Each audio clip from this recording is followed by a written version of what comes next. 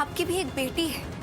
आप जानती है लड़कियों की जिंदगी कैसी होती है। मेरी भी जिंदगी में दुख है, दर्द है, तकलीफें हैं, और मैं दूसरी लड़कियों की भी तकलीफें समझती हूँ। इसलिए आपकी बेटी के लिए भी लड़ गई थी मैं। आंटी जी, आप भी जानती हैं मैं कुछ गलत नहीं करती, हमेशा सही का साथ देती हूँ। जब चीजें उलझी हुई होती हैं उन्हें सुलझाने की कोशिश करती हूँ, सब कुछ ठीक करने की कोशिश करती हूँ, और अब भी वही कर रही हूँ। मैं ये नहीं कह रही कि हमें दर्द या बदले का खेल खेलना है, पर क्या फायदा ये सब बोल के। पर अब मुझे एहसास हो गया है कि आपको किसी से कोई फर्क नहीं पड़ता। ये पागल थी जो सोच रही थी कि मैं आपको समझाऊंगी तो आप समझ जाएंगी।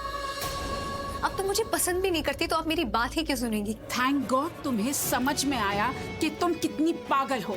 बार बार मुझे समझाने की कोशिश करती हो जो मैं नहीं समझना चाहती। फाइनली तुम्हें समझ में आ गया कि तुम जो कहोगी मैं वो कभी भी नहीं करूंगी। अब जाओ प्लीज, मेरा पीछा मत करो।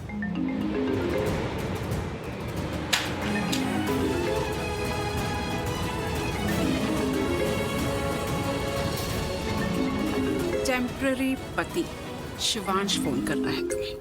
ये हेलो शिवांश, बोलिए। तुम बोलो। बुआ माँ कब से तुम्हें फोन कर रही है, तुम उनका फोन उठा क्यों नहीं रही हो?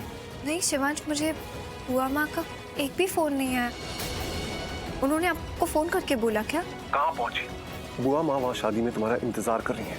कितनी एम्बैरेस्ड हो रही होंगी वो। सब उनसे यही पूछ रहे होंगे कि उनकी बहू कहाँ है, तो उन्होंने यही कहा होगा ना कि बहू आ रही है, लेकिन तुम तो पहुंची नहीं। शिवांश, मैं वहाँ थोड़ी देर में पहुँच जाऊंगी।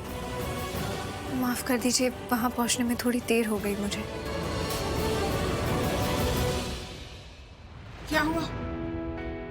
बहुत घबराई हुई लग रही हो। शिवांश ने डांटा फटकारा। तुम तो इसी की लायक हो, वो तो यही करेगा। प्यार थोड़ी ना करता है तुमसे, तुम्हारा टेम्पररी पति। आई एम श्योर उसने तुम्हारी बेइज्जती की होगी, अच्छे से बात नहीं किया होगा। और तुम, कैसा रिश्ता है तुम्हारा?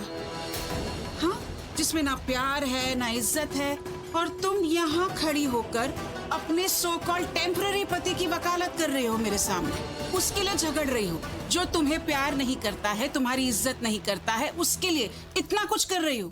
आंटी, दुनिया में बहुत लोग होते हैं जो हमसे कहते हैं कि वो हमसे प्यार करते हैं, हमारी परवाह करते हैं, बोलते हैं पर करते नहीं। और कुछ लोग ऐसे होते हैं जो हमसे सच में प्यार करते हैं, हमारी परवाह करते हैं, लेकिन बताते नहीं। वक्त आने पर अपनी जान दांव पर लगा देते हैं।